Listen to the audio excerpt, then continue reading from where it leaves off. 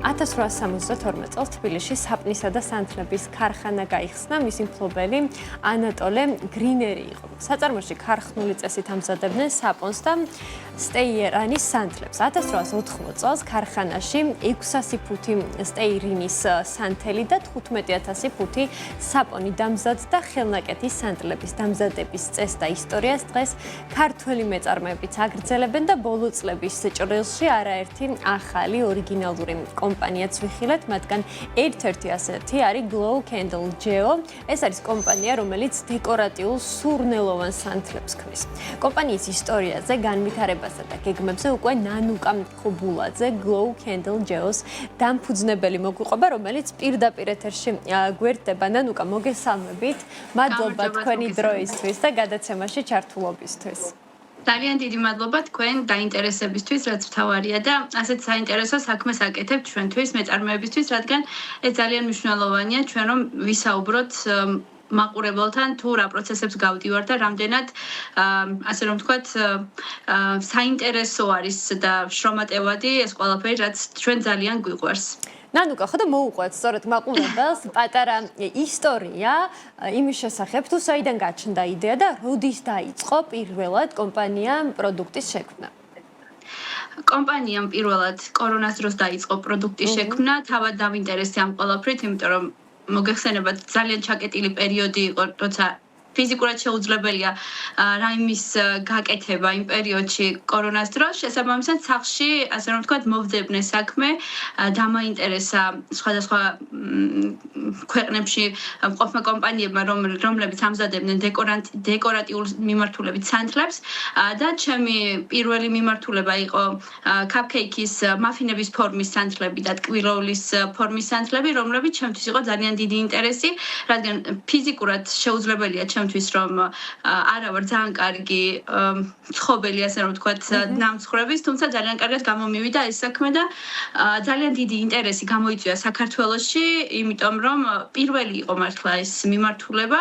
სანთლები რა თქმა უნდა იყო, თუმცა არც ისე პოპულარული როგორც დღეს არის და უამრავ მეწარმეს ვიცნობ, რომელიც ჩემთან ერთად მოღვაწეობს ამ მხრივ და შესაბამისად, როგორც პატარების გული მოიგო ჩვენმა პროდუქტმა, ასევე დიდებშიც საკმაოდ დიდი გამოხმაურება მოყვა. მაგრამ შემდეგ გავიზარდეთ, ასე რომ ვთქვა, ძალიან ბევრი მიმართულება დავამატეთ, მათ შორის იყო პირველი თაიგულები, რომლებიც ყვავილის ფორმის თაიგულები, რომლებიც ჩვენი კომპანიიდან წამოვიდა.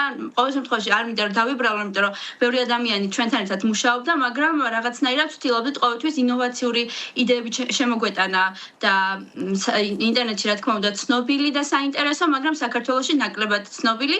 შესაბამისად, ჩვენს მოხმარებელს ყოველთვის დღემდე ვანებივრებთ ასეთი პროდუქტებით, რაც არის ინტერესი და ძალიან დიდ გამოხმაურებას პოვებს საზღვარგარეთ ჩვენი მომხმარებლების მხრიდან, რომ ასეც ხო ვერ დაგვიმზადებთ, მაგალითად, ასეთი კითხვა არის ხოლმე, ჩვენ ყოველთვის ვცდილობთ, რომ რაღაცნაირად რისკის ძალიან გვიყვარს, მე პირადად ძალიან მიყვარს რისკი, ძალიან მიყვარს რაღაცა გამოწვევები, შესაბამისად, თითქმის ყველა სურვილს უსურვებ ჩემს მომხმარებელს, რაც კი იქნება მათთვის საინტერესო.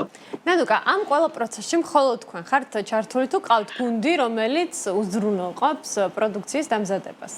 რა თქმა უნდა, როცა დამწყები მეწარმე ხარ, ძირითადი საქმე შენზე არის, კურიერიც უყოფილ ვარ, მომხმარებელთან იმდენად მიყვარს კომუნიკაცია, რომ რა ვიცი, ძალიან თითქმის ყველა გამოფენაში თავად ვიღებდი მონაწილეობას, რადგან ჩემთვის ძალიან მნიშვნელოვანი იყო, რომ პირდაპირი კონტაქტი მქონოდა მომხმარებელთან, მოეწონებოდა რა არ მოეწონებოდა, ყოველთვის თამამად ვსაუბრობდი ამ ყველაფერზე.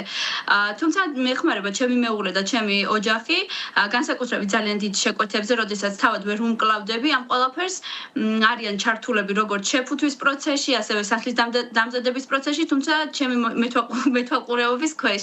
და ეს ძალიან საინტერესოა, ჩემი აზრით, ყველა დამწყებ მეწარმეს აქვს მსგავსი გამოცდილება, როცა მისი ოჯახი ყველაზე მეტად უდგას გვერდით და შესაბამისად ეს პროცესი კიდევ უფრო მარტივდება და საინტერესო ხდება ჩვენთვის.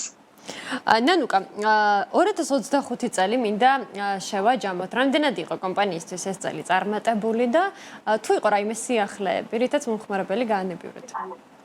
2025 წელი შედარებით ცოტა რთული პერიოდი იყო, რა თქმა უნდა.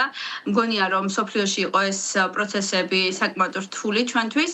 შესაბამისად, გამოწვევებით სავსე იყო ასევე, იმიტომ რომ მიუხედავად იმისა, რომ პირველობას ვინარჩუნებდით დიდი ხნის განმავლობაში, რა თქმა უნდა, შემოვიდა ადამიანები, რომლებმაც დაიწყეს სანთლის დამზადება, რა თქმა უნდა, გაჩნდა ინტერესი სხვადასხვა მიმართულებით, რომელსაც ჩვენ ვამზადებდით. შესაბამისად, ცოტა არ იყოს გამოწვევებით სავსე იყო, იმიტომ რომ მაგალითად მსგავს პროდუქციას როცა ვინმე აკეთებს, ყოველთვის არის ასე რომ ვთქვათ კონკურენცია და ჩემი აზრით ეს არის ჯანსაღი კონკურენცია, რომელიც ყოველთვის მიმართულია პროდუქტის გაუმჯობესებაზე. ამიტომ ჩვენ ყოველთვის ვცდილობდით რომ და ვცდილობთ დღემდე რომ შევქმნათ ისეთი პროდუქტი, რომელიც ვთქვათ ბაზარზე არ არის, საინტერესო არის და შემდეგ უკვე ხდება ამ პროდუქტის შეყვარება მომხმარებლის მიმართ. 2025 წელს ჩვენ თაბაშირის პროდუქცია დავამატეთ, ეს იყო ნაძვისხის სათამაშოები, რომელიც იყო ულამაზესი ნამდვილად და ჩემთან ერთად რამდენიმე მეწარმემ, რა თქმა უნდა, ჩვენი მიმართულება, როგორც ყოველთვის, ყველა მეწარმის ხედვა განსხვავდება და ჩვენი ხედვაც რაღაც მხრივ განსაკუთრებული იყო მაგ მიმართულებით, იყო ოქროსფერი დეტალებში მოკლედ ოქროსფერ დეტალებში ჩვენი ნაძვისხის სათამაშოები მომხმარებელს შეუძლია გადმოვიდეს და ნახოს ჩვენი გვერდი, იმიტომ რომ მართლა ძალიან ბევრი პროდუქციის ფოტო გვიდევს და მარტივად შესამჩნევი არის ეს ყველაფერი და კიდევ ახლა ამ წუთას ვმუშაობ ქართულ თემატიკაზე, ძალიან მინდა რომ ქართული მიმართულება გავაკეთო, ეს იქნება რაღაცა ისტორიასთან დაკავშირებული მიმართულება, რომელიც ჯერ არ ყოფილა საქართველოში. შესაბამისად, ამ პროცესს ჯერჯერობით თეორიულად გავდივარ, პრაქტიკულად ჯერ არ გამომიცდია, თუმცა ზუსტად ვიცი რა უნდა გავაკეთო, რომ ნამდვილად რაღაცნაირად ჩვენ ქვეყანაზე მორგებული იყოს ეს ყველაფერი და არ იყოს რაღაცა მხოლოდ საერთაშორისო დონეზე პოპულარული სანთლის მიმართულება. მინდა რომ რაღაცნაირად როგორც ყოველთვის ჩვენმა სანთლების ბიზნესმა ისტორიის წერა დაიწყო, ანუ ნებისმიერი ვიდეო, რომელსაც ჩვენ თავიდანვე ვწერდით ამ მიმართულებით, მიმართული იყო რაღაც ისტორიაზე, აი მომხმარებელი რაღაცისთვის უკვეთავდა ამ სანთელს და ამ ყველაფერს მოყვებოდა ისტორია. შესაბამისად, ჩვენ ვაგრძელებთ ამ ისტორიას, ეხლა გვინდა რომ რაღაცნაირად ქვეყნის წამოწევის კიდევ უფრო მეტად ჩვენი ისტორიის შეხსენების, უცხოელებისადმი, რომლებიც ინტერესდებიან ჩვენი პროდუქტებით სხვადასხვა გამოფენებზე, კონტენტ კიდევ უფრო მეტი ინფორმაცია ჩვენი ქვეყნის შესახებ. შესაბამისად, ჩემი მთავარი მიმართულება ისტორია არის ამჯერადაც ისევ. ნანუკა, ძალიან დიდი მადლობა თქვენი დროისთვის, გადაცემაში ჩართულობისთვის და გისურვებთ ყველა გეგმის განხორციელებას და მათ შორის იმედია საექსპორტო ბაზრებისკენაც აიღებთ გეზს. ძალიან დიდი მადლობა თქვენს წარმატებებს გისურვებთ და ძალიან დიდი მადლობა თქვენი ეთერისთვის, ძალიან მიყვარს თქვენს ეთერში ყოფნა. პირიქით, მადლობა თქვენ. ნანუკა ქობულაძე, Glow Candle Geos დამფუძნებელი იყო ჩვენი სტუმარი.